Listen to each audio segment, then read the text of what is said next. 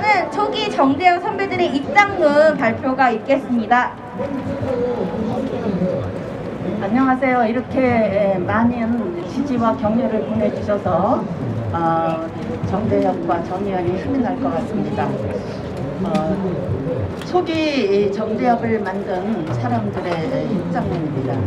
저희는 1990년 한국정신대문제대책협의회 설립을 준비하고 이후 대표로 실행위원으로 활동에 힘을 모았던 사람들입니다. 이미 할머니가 되어버린 피해자들을 한 분 한 분 찾아내면서 저희는 가슴이 메어 주체하기 힘들었습니다. 50여 년이나 숨죽여 살아온 이 할머니들을 만나는 것은 우리 사회가 외면해온 우리의 역사를 마주하는 일이었습니다. 할머니와 저희 활동가 연구자들은 한 덩어리가 되어 울고 웃으며 그렇게 한국의 역사를 새로 써 나갔습니다. 문서를 찾고 할머니들의 증언을 채록하는 역사 발굴 작업은 시작부터 국제적인 활동이 되었습니다. 한국과 일본을 넘어 중국과 대만, 필리핀, 네덜란드까지 엄청난 수의 피해자가 존재한다는 사실과 할머니들의 피해와 50여 년간의 침묵에 전 세계의 갈등과 냉전이 작용했다는 사실을 알게 되었습니다. 피해자는 이 거대한 메커니즘의 희생자입니다. 그리고 피해자뿐만 아니라 여성 인권과 평화가 위협받는 세계 모든 시민들이 희생자라는 자각도 하게 되었습니다. 피해자의 대부분이 사망한 지금도 이 운동이 계속되는 이유입니다. 오늘 정대협 운동은 이렇게 긴 시간 여러 지역에서 피해자와 활동가, 연구자가 함께 켜켜이 쌓아온 것입니다. 최근 윤미향 정의연 전 이사장을 둘러싼 보도가 저희를 황망하고 침울하게 만들고 있습니다. 그는 정대협 설립 시에 간사로 시작하여 사무총장 대표직까지 오직 정대협 운동에 일생을 헌신한 사람입니다. 저희들은 이제 활동의 일선에서 물러났지만 후배들의 연구와 운동에서 관심을 놓은 적이 없습니다. 만약에 문제가 있다면 어찌 윤미향 개인에게 국한된 것이겠습니까? 저희 초기 활동가 연구자들 모두에게 책임이 있으며 그것은 정대협 30여 년의 역사와 정대협과 연대한 아시아 및 세계의 여성인권과 평화운동의 문제가 될 것입니다. 언론에서 연일 제기하고 있는 문제들 중 다음에 몇 가지 문제에 관하여 저희들의 생각을 말씀드리고 싶습니다. 첫째, 할머니들은 단지 수동적인 피해자로 머물지 않고 활발한 인권운동가가 되었습니다. 정대협 운동이 전 세계 여성인권의 모델이 되고 있는 이유가 바로 여기에 있습니다. 정대협의 재정이 피해자 생활 지원에 전부 쓰이지 않았다는 비판은 오히려 많은 할머니들을 서운하게 할 것입니다. 처음부터 피해자와 활동가는 함께 운동했습니다. 수요 시위는 할머니와 활동가가 시민들과 만나는 장으로 자리 잡았습니다. 지금 함께 아프리카, 아시아의 분쟁 지역의 여성 피해자들을 위해 일하고 있으며 피해자들의 아픔을 기록하고 전시하는 일도 함께 하고 있습니다. 우리는 이 모든 일이 피해자를 위한 일이라고 생각해 왔습니다. 우리의 역사가 바로 세워지지 않으면 전 세계의 전쟁과 여성인권 침해가 끊어지지 않는다면 피해자들이 깊은 침묵의 터널을 뚫고 우리 앞에 나선 보람이 어디 있겠습니까? 둘째, 이미 운동가가 된 피해자와 함께 꾸려온 정대협에서 2015년 12월 28일 한일 외교장관 합의의 정보를 활동가가 독점했다는 것은 있을 수 없는 일입니다. 한일치유재단의 피해자 지원금을 정대협이 받지 못하게 했다는 것도 사실이 아닙니다. 저희는 일본 정부가 1994년 8월에 발표한 국민기금을 정대협이 못 받게 했다는 비판을 받은 적이 있습니다.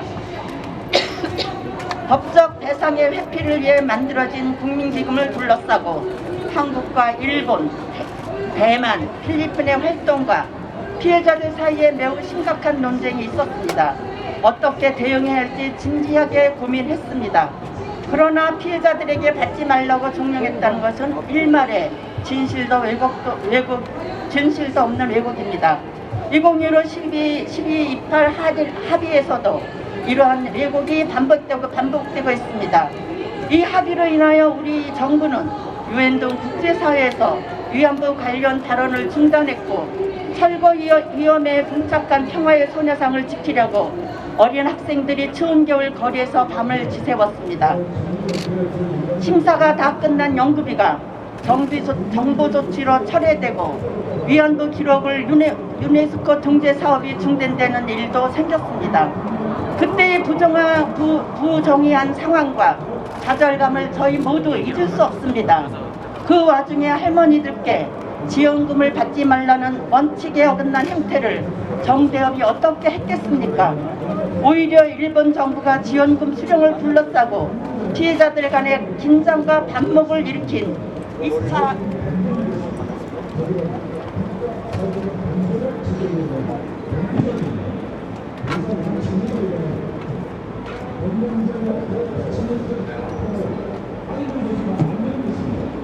2차 가해를 저지른 것입니다. 그 엄중한 책임을 정대협에게 돌리는 일을 왜 우리 사회에서 하고 있습니까? 셋째, 너무도 힘이 들어 보고 있을 수 없는 회계 문제입니다. 저희는 김학순 할머니의 첫 신고를 교회성년합회 사무실에서 받았습니다. 그 후 정대협 실행위원 가족의 사무실에서 신고를 받고 활동을 했습니다. 그 후로도 아현동, 장충동, 서대문, 종로가 둥지로 이사를 다녔습니다. 재정이 궁핍해서였습니다. 냉난방과 통풍이 제대로 되지 않는 사무실에서 총무와 간사 두 사람이 밤늦게까지 일했습니다. 최근에야 형편이 비교적 나았지만 결국 재정을 방만하게 운영할 수는 없었습니다.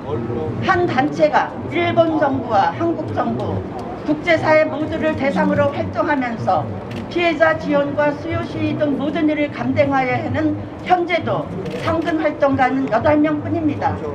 부족한 인원으로 회계 정리에 빈틈이 생길 수 있을지는 모르겠습니다. 그러나 정대협의 긴 활동 중 회계 부정이라는 생경한 상황에 접해본 적은 단 한 번도 없었으며 정의원에서도 회계 부정은 절대로 있을 수 없는 일이라고 저희는 확신합니다. 많은 시민들의 지지와 응원 속에서 이어왔던 단체이며 활동이기에 정의원은 외부 회계기관으로부터 투명한 검증을 받기로 결정했습니다. 그 절차는 신속하게 진행될 것이니 부디 조금만 기다려 주시기 바랍니다. 제발 피해자 인권과 30년 정대협 활동을 생각해 주시기 바랍니다. 이제 세계에서 여성 인권과 평화에 관하여 리더십을 갖기 시작한 한국의 국제적 위상도 고려해 주십시오. 잘못된 점이 있다면 바로 잡아야 할 것입니다. 그러나 근거 없는 비판과 매도는 그 어떤 도움도 되지 않습니다. 정대협 설립부터 온 마음을 다해 연구와 활동을 해온 저희들이 뜻을 모아 간곡히 부탁드립니다. 2020년 5월 20일 초기 정대협을 만드는 데 참여한 사람들 윤정옥, 이효재, 김혜원, 김윤옥, 지은이, 안상림, 유춘자, 신혜수, 정숙자, 한국염, 정진성, 권희순 이상입니다.